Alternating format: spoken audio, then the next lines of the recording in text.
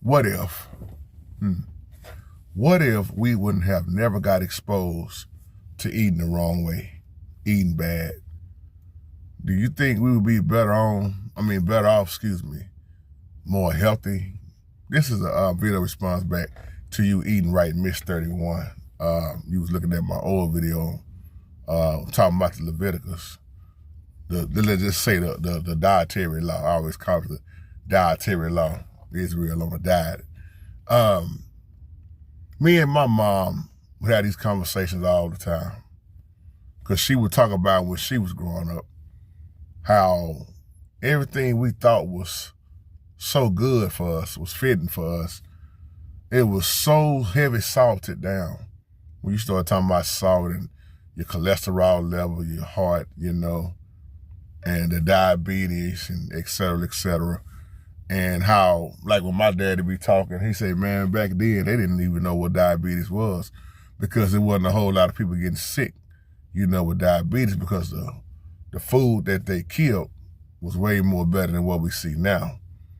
Even though you still may have had the saturated fat, like I said in the old video, but what if we never had gotten exposed? Because this is, keep in mind, our parents did what their parents did. Their parents did what their parents did. So you only doing what you were taught.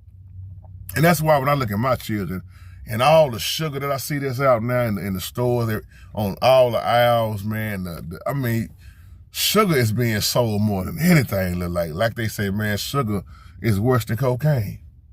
And it's so easy to get, and it's so easy to get addicted to, not with just children, but even grown people. And that's why I said, if we have never got exposed, what if we was eating right back then, like you see a lot of people changing to eat right now? With our parents, with their parents, with the grandparents, let me break it all the way down. What if we have never gotten addicted to soul food? The catfish, which is what the Bible tells us don't eat, the bottom feeders. And you look at that, everything that they said was good, they were saying what their parents said, generation after generation. And we got into a habit, or matter of fact, you can even say ritual, and you can even say a tradition of eating all the wrong stuff. Now when you get older, in your 50s and 60s and 70s, and you get older and older, you realize your body can't handle what it used to handle. And now it's more put on your body and harder to get off now, because you got all these parasites off in the body. That's why so many people is talking about deep cleansing, because you realize, where is pain coming from? Why is there so much protein in my urine? What's going on with my kidneys? What's going on with my heart? What's going on? I believe that it's all in this food. And of course, all the bad habits, the bad habits with the bad food, all the smoking, all the drinking, all the living wrong, all the punishing the body, the temple, the flesh, which is going to die anyway. You got to take in consideration and ask yourself, were we really better off not knowing about this stuff? Because see, soul food, which is called really slave food, and people that make soul food, they hate when I say that, but it's just the truth. Because you look at the scraps and things that was taken, go back to the slaves and what was dropped from the table, what was left over, and what they decided to take with. And I always talk about the movie Soul Food. Y'all heard me say this a lot. Soul Food is a great example. Look at that table with all that food on there, but what was healthy on that table? And then look at Big Mama. Big Mama had the diabetes. Big Mama was fighting. Big Mama had to get her leg amputated. Big Mama died. And that is not just a movie. And look at what they did. They kept the tradition going. Who's going to cook for me now? Nobody has sense enough to say, we ain't going to eat like this no more, y'all. And if you do, you don't want to look that bad in the family. And that's why I don't eat everybody's cooking. Man, let me tell you something. I can't even count how many times I've had pork chops, pig, ribs, catfish, shrimp, Kool-Aid.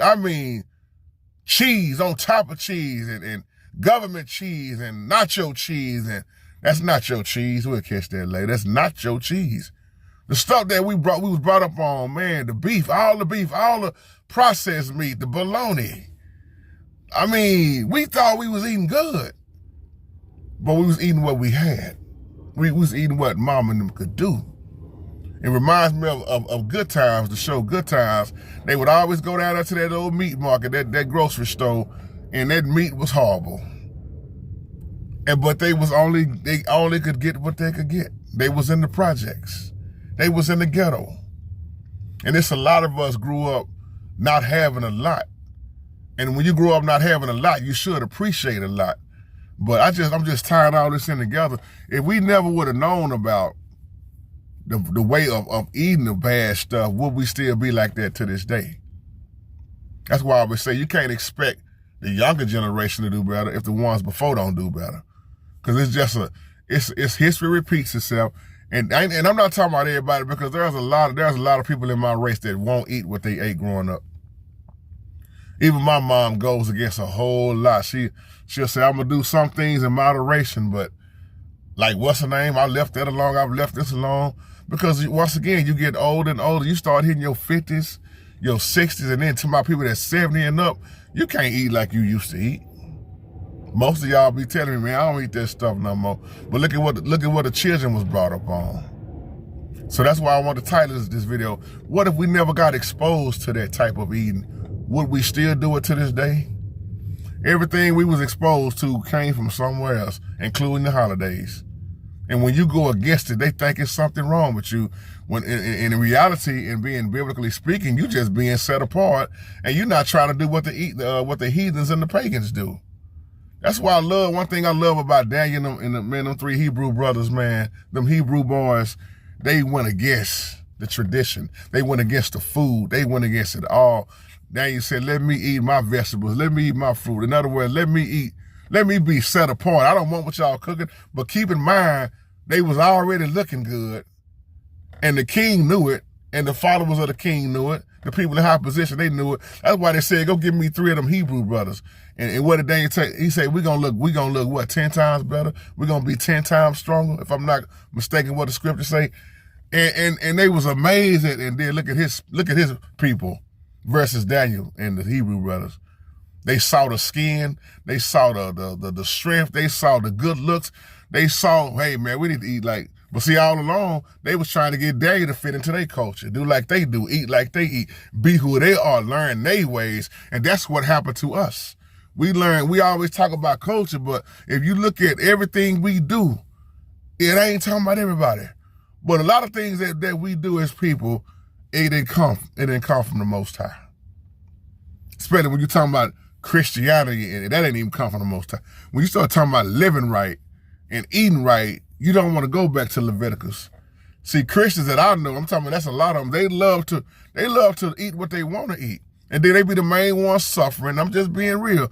And I got to take this, I got to take that. My doctor said this, my doctor said that. And all the healing has always been in the land. All the food, I mean, everything. Look at what a lot of people doing now, going right back to plant-based. That's why I always say this as I close. In Genesis, it showed us what we're supposed to eat. What is it, Genesis 1:26, 1:27, if I'm not mistaken? When you start talking about plants, herbs from the ground, it never was meat. Let that be the meat. And then we read Revelation, the same thing. It never was about meat. But we've been brainwashed and we've been taught, oh man, the hog maw is good. The chitlins is good. The catfish, the shrimp is good. Eating crabs, I mean, all that stuff. And then you wonder why when you eat it, you feel so weird. Head hurt. It's the reason why the Most High said, don't eat pork. If the Most High said don't, let me tell you something. The one who created and designed it all, if he told us what to eat and what not to eat, it's best to stick to what he said, because he's all-knowing and he already knew it was going to tear our bodies up. It was going to kill us.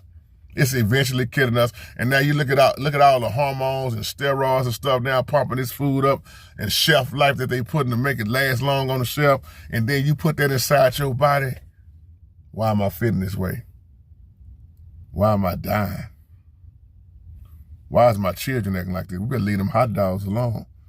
No, wow, man, don't you eat that no more, bro. They said this. Why does it take them saying this and them saying that versus you go in that Bible and I already told you don't eat the pork? Don't eat the catfish. Catfish eat anything. Don't eat them. Don't leave them bottom feeders alone. But we done doped it up and made it feel so and taste so good. I mean, And then when I say dope it up, I mean doctor it up like them old folks. You say, let me doctor this up. Look at ribs for an example. Look at that pork. Look at them pork ribs for an example, and beef ribs if you get beef ribs. And I done had, like I said, I done had many in my life. I'm not, trust me, somebody that's fighting with this, that's addicted to it, this is not a video to make you feel bad. I'm not hating, and I'm just stating facts, and I'm talking about me, because these video responses I do back is me talking about me and what I have left alone, and the reason why I left it alone, and the reason why I know what it have done to my body, and what it will do to others, you know, other people's body, man, because it's just not good. I don't care how you present it to make it look good. It wasn't nothing good about it, man. You think about it. And that's why he said, leave it alone. But we fear more what man say versus what Yahuwah would say and said. Stick to the Most High's plan. The Most High have the perfect way, which is Yahweh. And on that note, love you. Y'all take care. Shalom.